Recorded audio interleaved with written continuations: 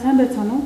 Тэгэхээр өнөөдөр бидний урилгыг хүлээн авч нийтлэлч Баабурган маань хүрэлцэн ирсэн байгаа. Тэгэхээр юуны өмнө манай одоо магистрийн оюутнуудад ярилцлага хийхээр хүрэлцэн ирсэн Баабургаадаа халахлаа илэрхийлье. Оны нийтлэлийг сүрд уншиж байгаад бид нар өмнө ярьжсэн тийм өмнөх юм дээр хөгжил гэхлээр та бол философийн асуудалтай гэж хэлж ийсэн. Тэгэхээр ер нь бол одоо хөгжлийн концепц одоо хэрэгтэй юм. Бид нар нэг ойлголттой болохгүй хүн болгон өөрсдийнхөө ойлгоод байвал эцсийн дүндээ эн чинь философитой тэрвээ тусдаа тавьчихлаа. Одоо бид нар ч ойлгосноор л юм хийн амжилтанд хүрэх учраас тэрүүн дээр илүү анхаарах хэрэгтэй гэж үзэж байна. Тэр нэгдсэн ойлголттой болтолтой л дээ. Яг хөгжил гэдэг янз бүрээр ойлгодог шүү дээ. Зарим нь бол илүү тийм салбарлаад нарийсах тухай ярьдаг. Зарим нь улам ийм энгийн болж одоохон бидний хэрэгжилж байгаа гар утсан төрч бол улам энгийн болоод байгаа шүү дээ.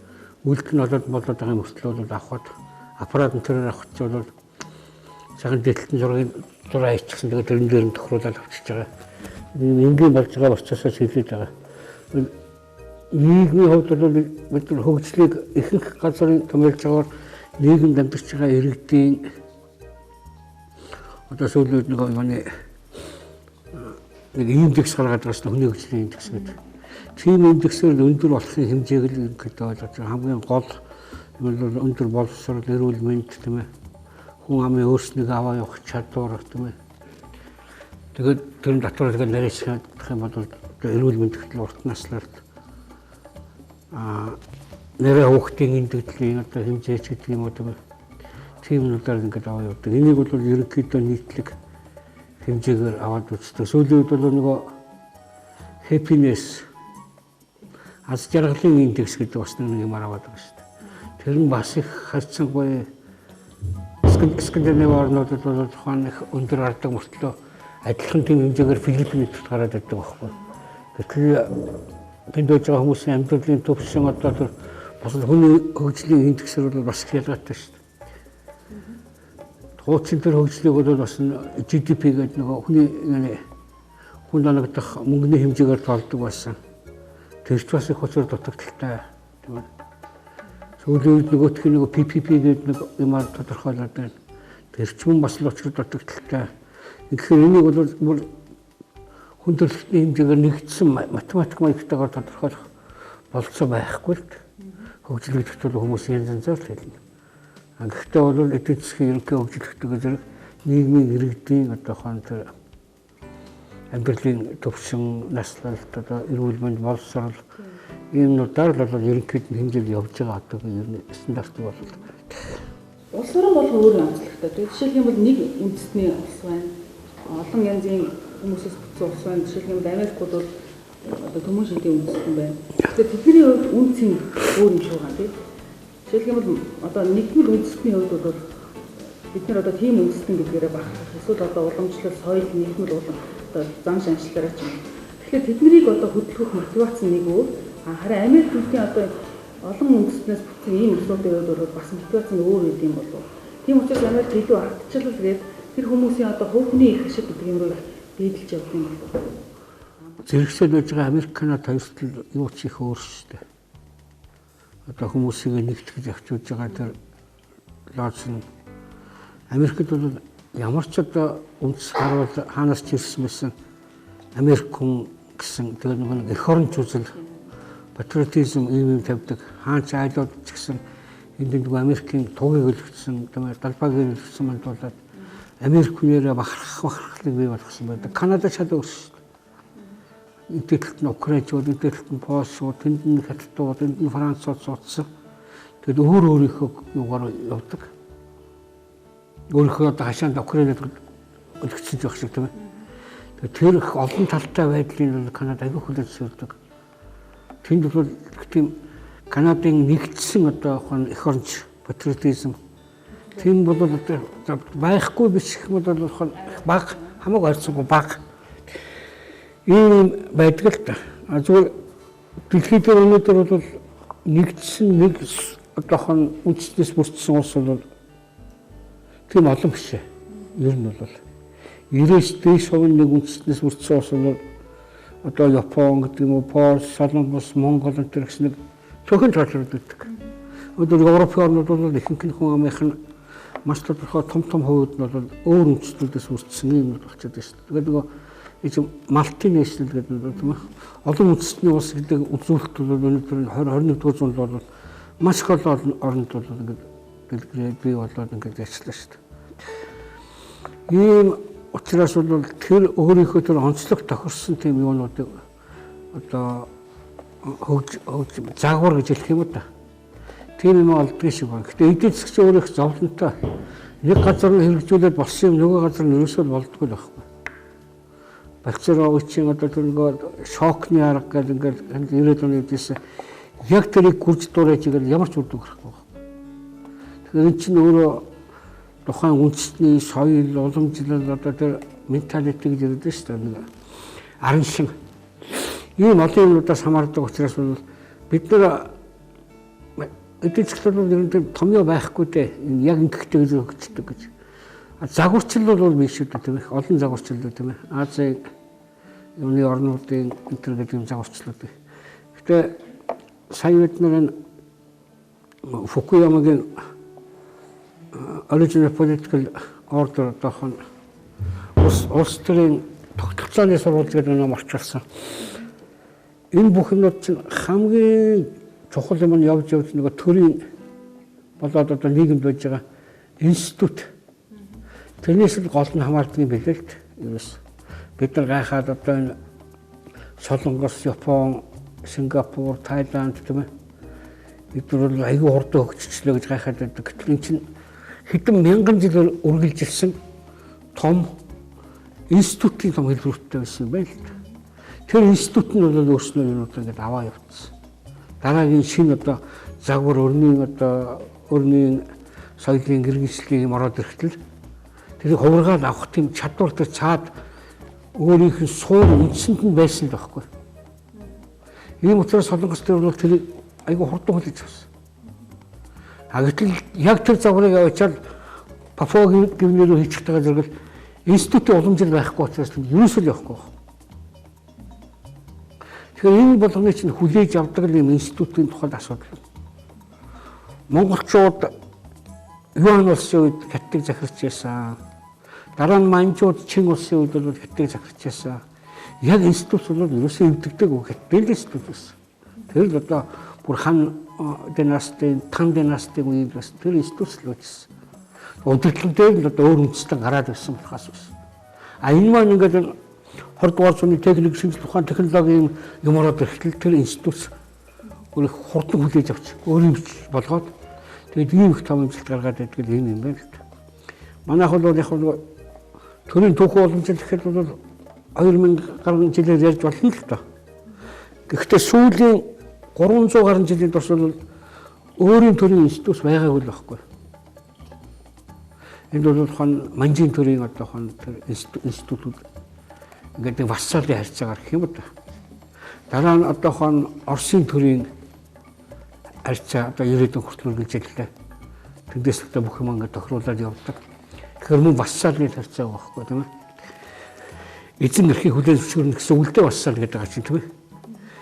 Ийм түмөр явж байгаа яг өөрөө дураараа дургаа дунчмгөрөө жирэгдэх ч одоо энэс 90 оноос гэлж авахгүй. Шийдвэр өөрсдөө гаргаж авчих шүү дээ. Гэтэл 3-400 жил тасардсан институтын тийм одоо уламжлалын тасардсан газар бол чинь бүх юм нойлоос эхэлж байгаа байхгүй. Тийм учраас л одоо тэгэл энэ орчин үеийнхээ шинжилгээ ухаан техник технологид тийм ээ ухамсар мэдлэг одоо философи энд тохирохгүй хачаач юм гэдэг чинь төрсүүд. Гэвгэтхэн гал түлээд л тэгэл залбираад тэгэл боон тусгаад энэ төр гэдэг газар бол нөгөө явж ирсэн ч орчин үеийнхээ интернэтэд зан суртахуун бүхэнтэй таарахгүй байгаа үстэй. Очоод галж утгатай гэдэг мөнгө бороо ордог тийм төр байхгүй шүү дээ угаасаа. Гэтэл маань энэ чинь бол зүгээр хувь хүмүүс үлдчихэж байгаа ш төрийн институтууд гэж хэлж шүү дээ. Анч бол бид нар ингээд бүх юм одоо нойлоос хүүхдсэг хэлж байгаа байхгүй одоо. Энэ учраас энэ дэр нэг алдаж унтах юмнууд бол их яваад шүү дээ. Гадны бэлэн институтын юмнууд ингээд авах гэдэг гэтэл тэрийг хүлээж авдаг институт нэг алга шүү дээ тийм ээ. Нэг л баахан худлаа юу гэдэг чинь тийм диплом гэдэг юм уу эсвэл баярын бичиг мэтгэл орж ирээд байгаа хэлбэрийн төдөө орж ирээд байгаа болохоос жинхэнэ тэрийг хүлээж авч өөрөмшүүлээд юу гэдэг тийм институт байхгүй л да. Би болно л да. Тэнд бол хугацаа хэрэгтэй гэж боддог. Тодорхой хугацаа хэрэгтэй. Энд дэр асар том болсон хүчний айрам хэрэгтэй шүү дээ. Гэтэл тийм болсон хүчний айрамч бол одоо дөнгөж талгын насан дээр л явж шүү дээ. Төрийн институтыг удирдах авч явах тийм хэмжээний чинь юу туршлага нас юу хүрээгүй явж шүү дээ. Энийг чинь хүлээх хэрэгтэй. Аюул та нар гологдно.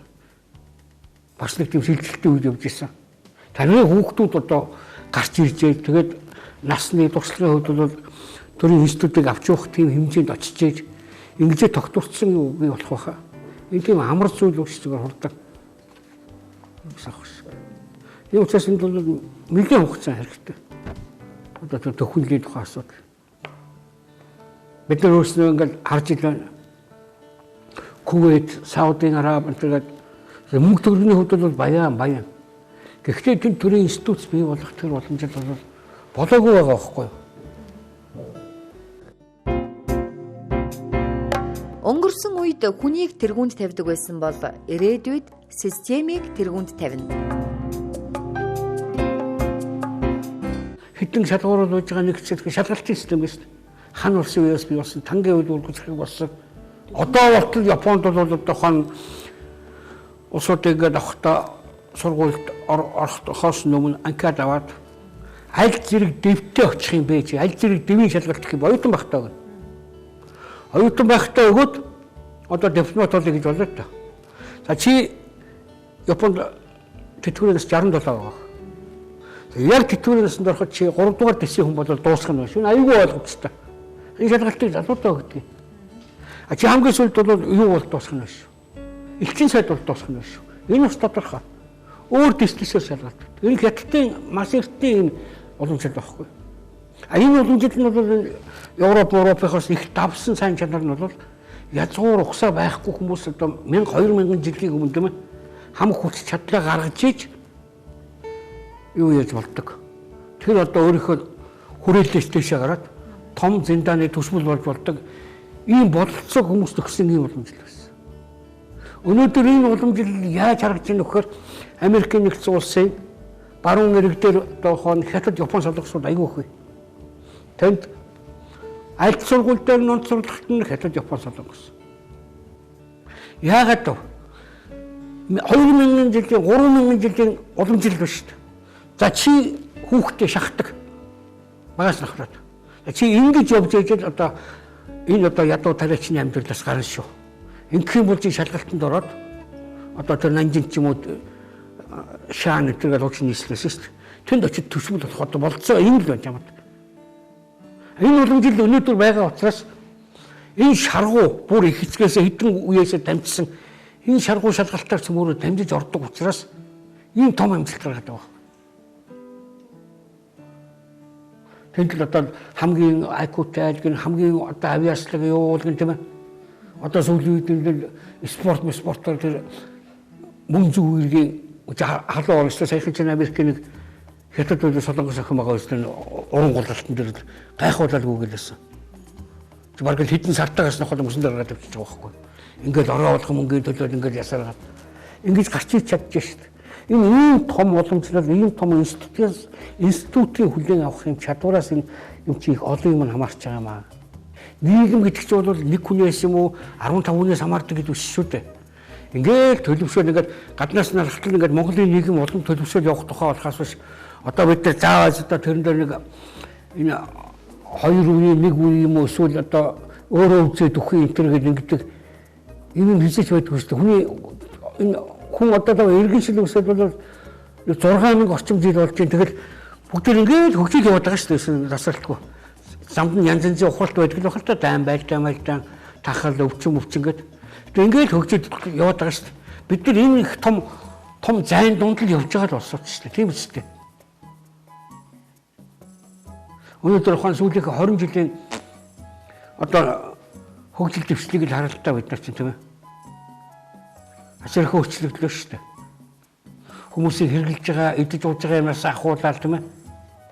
Архины чанар хүртэл өвгөнтөөс одоо шүү дээ амар гоё юу тэр юу үлээх тийм гоё соён моён мэтэргээд тэр нь хүртэл ингэсэн ингээд өөрчлөлтөө явж байгаа юм бүтцсэн. Гэтэл чинь тэр 20 жилийн ихэнх дээр тэрнээс өмнө тэр өгцсөн үзээгүй улсууд байж л байна. Тийм учраас бол би тийм тэр 500 хоногийн эдийн засгийн төлөвлөгөө тэр тийм байсан юм а. Тэр ямар ч эдийн засгийн ойлголт байхгүй нөгөө зөвлөлтмийн ойлголттой асуудал тэр араагаад орчдөг юм шиг л ойлгохгүй та. Тэгээд 500 хоног чадлагүйгээр 5 хоногийн дараа л ойлгосон л да. Шал мангар юм ярьсан байна гэдгийг. Ер нь бол нийгмийн хөгжлийг товчлно гэж бол баг байхгүй. Яг тэгвэл нийгмийн хөгжил чинь хүнээсээ хамаардаг зүйл байхгүй. Энд одоо нэг хэдэн 30 давхар баахан баасан байсвартайгаа зэрэг нэг юм руу дахиад орчиж байгаа юм биш шүү дээ. Энэ болгон шин дандаа хүн хөтөлж байгаа шүү дээ. Тэр хүний олонлог биш шүү дээ.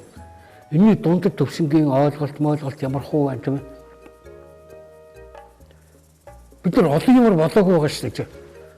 Зүгээр өөрийгөө бөө гэдэг улсуудын хүлээж зөвшөөрч байгаа улсуудыг тоолоод басгаар 24-5 мянган бөө шүү дээ. Цааталт нь бас нууц мөнөдөд хилж байгаа 50 мянга ч байгаа юм билүү тийм. Бас нэг төвшингийн илэрхийлэл шүү дээ. Манай хүмүүсийн олонлогийн нэг бас нэг төвшингийн илэрхийлэл мөн үү шүү тийм үү. Дэлхийд хөгжлөөхөө энэ одоо ч бүх хүн өдөө гаравчин гэж бол бас нэг юм хэлээд байгаа шүү дээ. Бид ямар хуу төвшинтэй байгааг тийм ээ. Тэгсэн мөртлөө юу бол одоо юутай бол сарн түнэн нисгэн гэдэг ярих ч бол ахтаад байгаа байхгүй юу?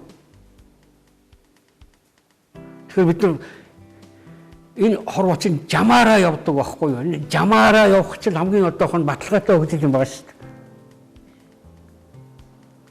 Тэр 500 хоног өтгөө бид нар бүхэл бүтэн капитализмыг алгасан гэж нааж явсан юм чинь. Тэгэхээр буруу ойлголтууд маань биднийг буруу төсөөлөл гаргаждаг байхгүй. Капитализм гэдэг одоо индустри хүртэл байж байгаа. Холоос гүйж байгаа ч пит гэж харах юм цааталт гарчдаг нэг тийм гач бөө нэг тийм физик тийм ээ бодит маягийн тийм төсөөлөл болчдөг байхгүй.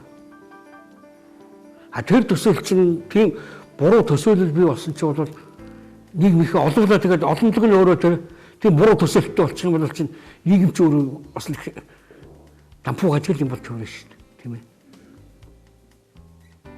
Одоо бид нар чөлөөт эдийн засгийн нийгэмд явж байгаа эрхчлөөт орн тийм ээ. Тэгэд бол бүхэл туршлага юу харуулж байгаа нөхдөг зэрэг бол төр гэдэг институт гэдэг маань өөрөө юмыг хуульчилдаг, хязгаарладаг тийм ээ. Тэрэн дээрээ хяналт тавьдаг, стандарт тогтоодог ийм институт юм аа. Энэ институцийн ажиллагааг энэ хүмүүс мөнгөө төлж өөртөө үйлчлүүлдэг юм аа. А бусад энэ хязгаар тавьчихсан энэ хязгаар дотор хүмүүс өөрснийхөө юу дуртай хийж явах ёстой. Энэ бол өөрөө хамгийн том хөгжил өгдөг юм аа. Энэ хамгийн том хурцлт юм аа гэсэн ерөнхий зарчим байна шүү дээ. Одоо хичээн манай төрчин одоо хичээн янз юм хийдэг юм мэдэхгүй. Улсынхаа одоо үйлдэлгээд байсан улсын үйлдвэрлэл явуулж байгаа үйлдвэрлэлийн 25% ашигтай 75% ашиггүй нэгдсэн. Би хэлээд байгаа нацаа бодлоо тавах. Их удаж 2.5% ашигтай ажиллахаас яаж тэр тэгж 25% ашигтай ажиллаж байж. Энэ бүх алдагдлыг чи хэн төлөвлөлийн нэрдийн татварлаж уусаад төлж байгаа шүү дээ. Үйлдвэрлэлээд алдаа л гэдэг. Төрчин тийм одоохон зөвхөн үйлдвэрлэл явуулдаг газар биш шүү дээ. Энэ энэс явахаар бид нар эдийн засгийн анхдагч одоо тэр ойлголтуудыг зөрчөөд яваад байгаа байхгүй. Энд чинь нийгмийг урагшаага явах одоохон бидний ерөнхийдөө тэр хөгжил гэж ойлгож байгаа юмыг удаашруулад байгаа нэг гол шалтгаан бол энэ шүү дээ. Бидний нэг судалгаа хийж ирсэн юм дээр Вьетнамын нэг кофений үйлдвэр эзэн. Манай кофений үйлдвэр бол дэлхийд 1 номер болно гэсэн би зорилго тавьсан явж байгаа юм.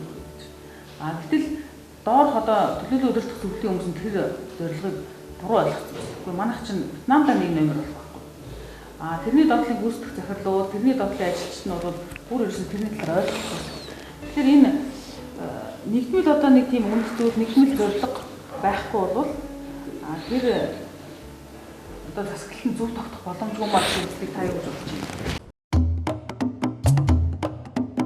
Бүхний тэргуунд явах нууц бол төрүүлж эхлэх явдал юм. Канон гэдэг аппаратны үйлдвэр төстэй. ингээд яах ажиллаж байгаа босоод нийтээрээ аж баталтай гараад тэгээд канон дэлхийд нэг номерууд нь тийм сүлд турлаа дуулдаг. Нэг сайхан бид нар Израилийн нийгмийн хөгжлийн тухай ном гаргасан. Тэднэрт бол хоорондын зөрчлөл нь бол амар юм байна. Тэгэхээр тухайн ард түмний нийтлэг нэг авир гэдэг нэг юм байна да. Тэрнийг ашигтай тал руу оруулах тухайн асуудал гэж би ойлгосон. Тэр израильчууд бол манайхан шиг л багчаа. Би нэг матаад ямар санда байлдж ирсэн нөгөө цэргүүд нь даргаагаа матаад тэнгүүд байлдаанаа зогсоож байгаа тэр хурал хийсэн байгаа юм. Тэгээд шийдвэр гаргачаа дахиад байлдаад унсан. Байлдаан тэгээд тасалж болдго юм уу тийм юм болдог. Хоорондын зөрчил бол аюул хуцтай. Тийм газар байдаг. Тэгэхээр тэрний тэр зөрчилтэй байдлын давуу талыг нь ашигласан юм байна. Ерөөсөө л Израиль. Гэтэл манай хацсан бол ухаан манай арын шин гэдэгт бол их тийм индивидуал гэж ярьдаг шүү дээ. Хүмүүс нь тийм индивидуалын шийдвэрт орсод шүү дээ. Тэгэхээр Хятад, Япон, Солонгос гэдэг бол дандаа бөөнөрөө нийт нийгмийн сэтгүүтэй. Японы жуулчдын нэг нь төрцгөр баг амь орлол шиг чамч. Нөгөөдөөс төрц. Тавртыг туурч нөхөд байдаг шүү дээ. Манайхан чи нэг тусаа салж авчид нэг санаа авч байгаа юм чи. Тэгээд нэг өөрхөн дэлгүүр гадаад нийцсэн өөрөө бусдаа хэлчихгүй хонч хаанаас аваа хаана үлээ тэнтлээс нэг л авсан юм гээд худлаасаа ирээд байдаг. Өөрөө сайн доктор авчихсан. Юм юу та. Тин чи өөрөө нэг нүүдэлчний хэдэн мянган жилийн амьдралын юу шүү дээ.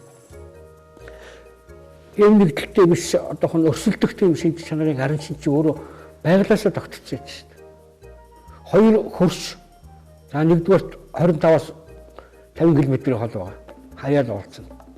Тэр хоёр хүний хооронд ямар ч худалдааны эдийн засгийн харилцаа байхгүй шүү дээ. Адилхан үйлдвэрлэж яах юм? Би сүүгээ аваад эдний айлын ноосоор солих юм. Би бас адилхан ноос үйлдвэрлэж байгаа юм чинь. Эцэс хоорондын солилцоо байхгүй.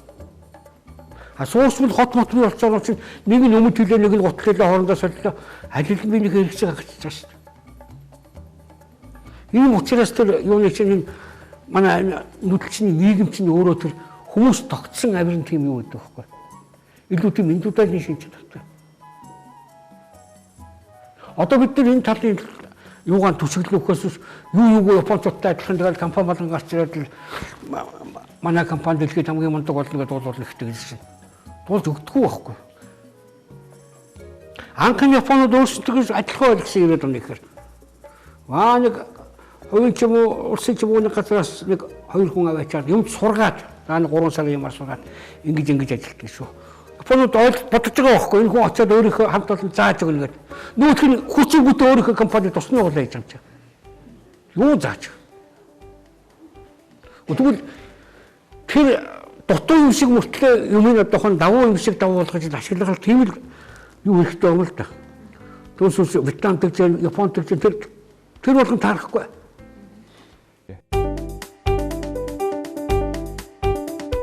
Хувь хүнийхээ хувьд хариуцлага хүлээхгүй мөртлөө хувь хүнийхээ хувьд ашиг хүртэх боломжийг бий болгодог гайхалтай арга хэрэгсэл бол компани юм.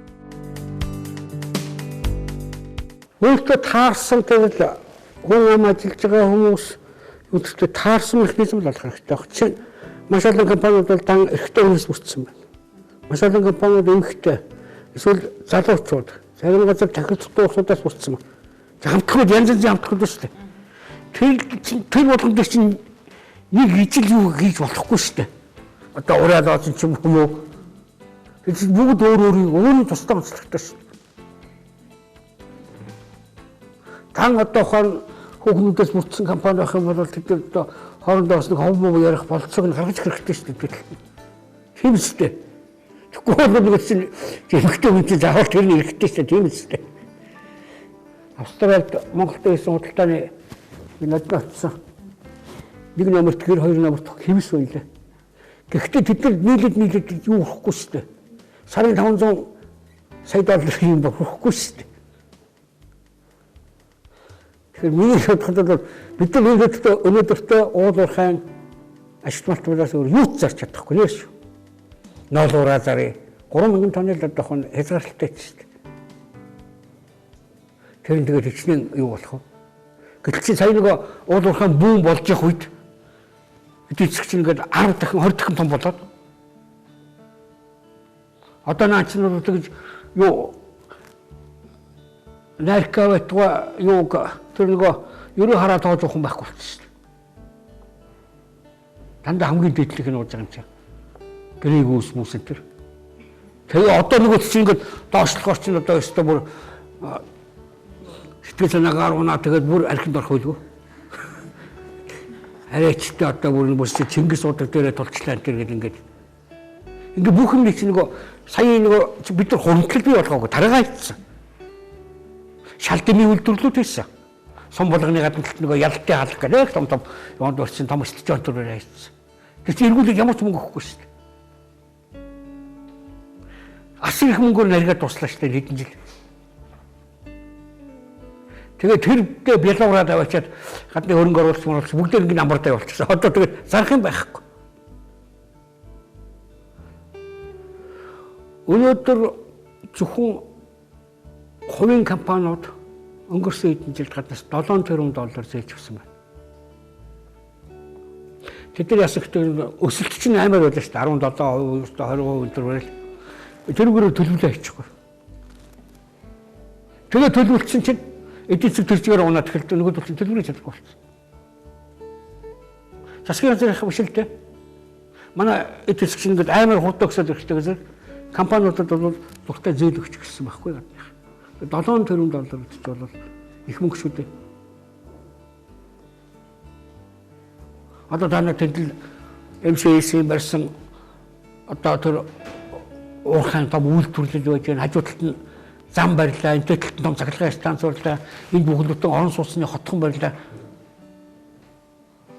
Одоо нүүрсний үйлдвэрээ хаагаад тавьчихсан. Одоо ханаас мөнгө тэр мөнгөийг төлөх вэ?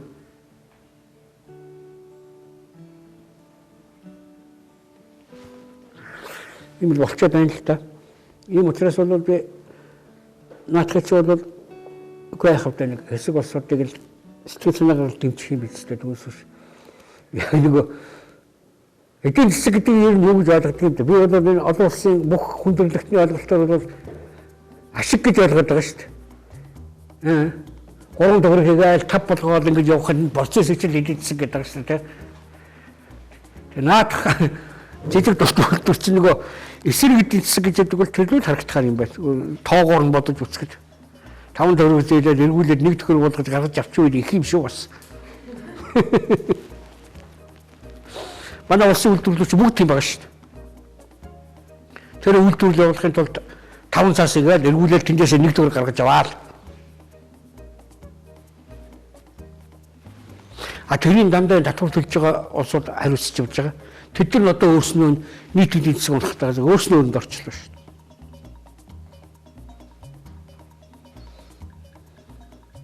Ийм л гонигтай мэдээ байна.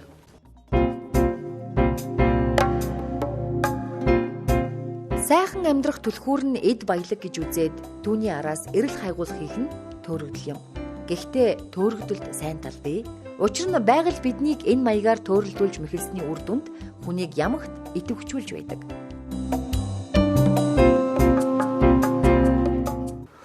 Оны Францын 5 дугаар хуулиар тус хийсэн үндсэн хууль гэдэг нь тэр судалгаагаар үндсэн хуулийн 20% нь ашиглагдсан байна гэж үздэг шүү дээ.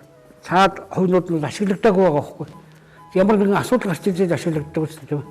Манайд нөгөө нэг 7 сарын 1 болж ижил нөгөө нэг онц байдал зарлах тухай тэр заалт чинь данхуудаг ашиглагдаж байгаа төсөд. Тэгэнгүүт бөөн алдаа. Зохицуулалтын дараагийн механизмууд нь байхгүй.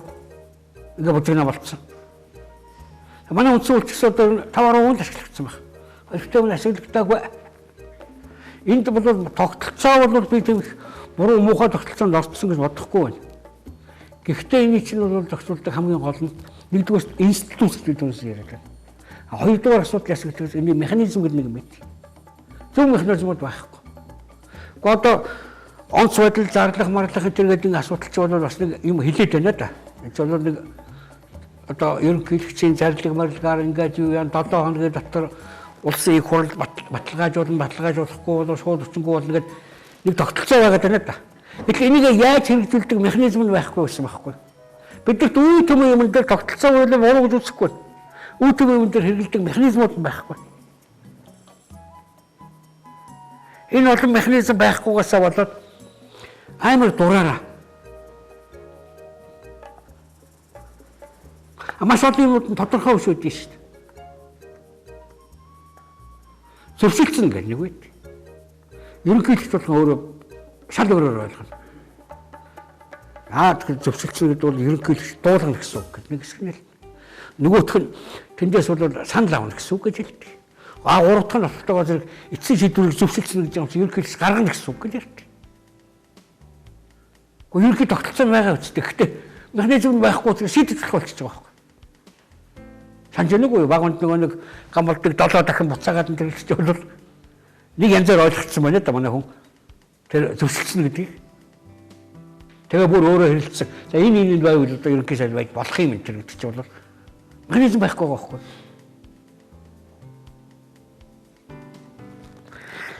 Ийм олон механизмын одоо юунаас аваад бол юу яадаг юм а. Гэхдээ энэ бол би хугацаа хэрэгтэй гэсэн чинь бол 50 жилийн дараа сайхан тослогдсон л гэж харж байгаа. Гэхдээ яг л энэ арчлалын тухай томьёолол ойлголт бол 17 дугаар зууны үед бол бий болсон шүү дээ. Тийм ээ.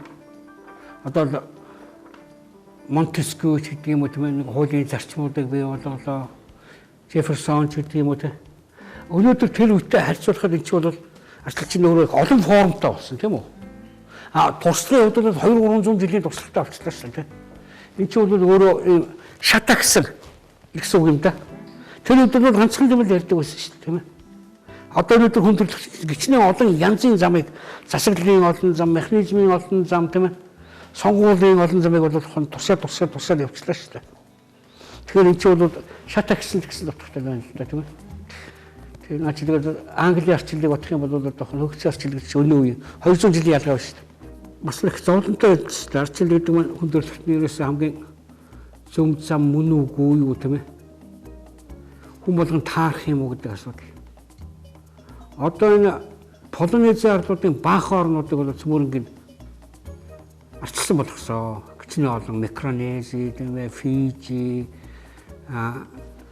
интергэс аюул болоод байгаа шүү дээ. Тэр нь зөвхөн 10 Наура тэр гэдэг болсон. Тэгэн дээр энэ Америкийн, Английн, одоо Европын янз бүрийн үндсэн хуулийн механизмууд авчир тавьчихсан. Тэр бол ерөөсөө чинь хугацаа цаг нь болоогүй байгаа байхгүй юу? Ингээ сайхан диктатор сонгодог. Одоо тэр юуны жишээлбэл Папуагийн нэр. Папуагийн нэр одоо 600 хэл байдаг гэж шүү дээ. Би нэг ойлгодгүй. Тэгээд тэр жижиг юун очин цөмөр нэг одоо нутгийн овгор гэдэг юм уу та нэг тиймтэй. Тэгээд сонгуульд тогтоогоос нөгөө татлаас ирсэн овгорч үрчээд нэг парламент болчихдог. Тэдний ганцхан зорилго бол улсын төсвөөс нөгөө өөрийнхөө омог руу их юм авчиж өгөх асуудал. Бусад нийтлэг ямар ч сонирхол байхгүй. Хэлээрээ ч ойлгохгүй юм чинь. Тэгэхээр энэ чинь бол тэр институт бүрдэх гээд тэд бидэрт бол 50 жил хэрэгтэй бол тэд дахиад 500 жил хэрэгтэй байгаа байхгүй. Афганистан байж байна. Америкт энэ арчил тогтоох гэж ингээд үзээд байгаа байхгүй. Гэтэл тэнд чинь бол нийгмийн хоцрогдол, технологийн хоцрогдол, дээрээс нь шашин тэгээ маш олон янзын үндэстэг. Ийм юм дээр чинь аваач одоо ёо амгаа эвгүй уцлагаар хамгийн ихтэй ичж байгаа улсууд дээр ч одоо арчил ярих гэсэн их хэцүү байгаа байхгүй яг үүндээ. Энэ бас болоогүй гэсэн үг байна. Одоо өнөөдөр хамгийн их төгс арчил гэж ярьдаг юм уу та? Замбранд орцсон гэж Даан гэж үздэг юм байна. Дааныг их үлгэрч жишээ болгодог. Гэтэл 400 жилийн өмнөх тайм бол яг өнөөгийн Сомал, яг өнөөгийн Афганистан байсан гэж. Тэдгээр тийм үлгэрч жишээ арчил байгуулахын тулд 400 жил хэрэгтэй байсан байхгүй. Сайхан викингийн удмууд гэдэг сайхан дайчин нөхдөд байдаг л шүү дээ. Даан бол Европод баруун Европт бол хамгийн хүчрэх орны нэг байсан шүү дээ. Одоо бол 5 сая хүнтэй сайхан тусгаал. Энэ бол их урт удаан процесс байхгүй гэж. Тэр утгаараа бол бидний өнөө хүртэл явж ирсэн юм чи бол бас их том дэвшил шүү дээ. Моно онсон модоо тогсон нөхдөд 20 дугаар зуунд орж ирсэн шүү дээ. бичиг үсэг дэлхийн ертөнцийн тухай ойлголт ямар даруухан юм байсан гэж санаж байна. Дунд зууны ил төгсөнтэй. Нэг 13 дугаар зуунаар баримжуулсан нөхцөл 20 дугаар зуунд орчихсон шүү дээ. Өөдөө 100 жилийн дотор ингэж гараад ирсэн явдал маш хурдтай явчихад байгаа нэг ашиг. 100 жилийн өмнө бас тэр төвдүүдийг харалтай. Айгүй 100 жилийн өмнө биднээс дээр байсан баха. Одоо ингэж газраараа мүлгсэн юм бол газар сэлжиг хөрмөрий. Сон дөмөрөж байгаа юм гэсэн. Тэг манай бөөнүүч бол муухай ганган шүү дээ. Тарган дээл төрмөс. Ийм учраас бол энэ манай улсын манай нийгмийн хөгжиж байгаа хурдц бол ерөөсөө 100 жилийн том юунд аваад үзэхэд бол маш том их зарсан. 20 дугаар зуун гэж үзээ л та. 19 дугаар зуунд ямар дэвшлэг гарсан Монголын нийгэмд? 18-нд нь юу гарсан? 17-д нь юу гарсан? 16-д нь юу гарсан? 2000 жилийн өмнөх малчин яг л хөрөл байсан 20 дугаар зуунд. Өнгөрсөн зуунд л ерөөсөө зүгээр өсөө сая янз янзын одоо хэлбэгдэл юу гэдгийг аюул занал юу гэсэн зэдэлэг болсон л доо. Тэгээ нийтлэг нэг үр дүнгээ аваад үзэхэд бол гайхамшигтай өсвөлтээс орж шүү дээ. Соёлын талаар, боловсролын талаар, эрүүл мэндийн талаар, техник технологийн талаар тийм ээ. Одоо манай чинь нэг нийгмийн сэтгэл болж байгаа нэг гайтай нэг ойлголт байна шүү дээ. Холливуудын кино үздэг, солонгосын язгууртуудын кино үздэг. Яагаад бид тэрнээс дутуу байгаа юм? Хаанаас ирсэн бэ бид нар чинь? Авах хүнд нэг үгч эрдэнэ, орхих хүнд мянган сургаалж улиг.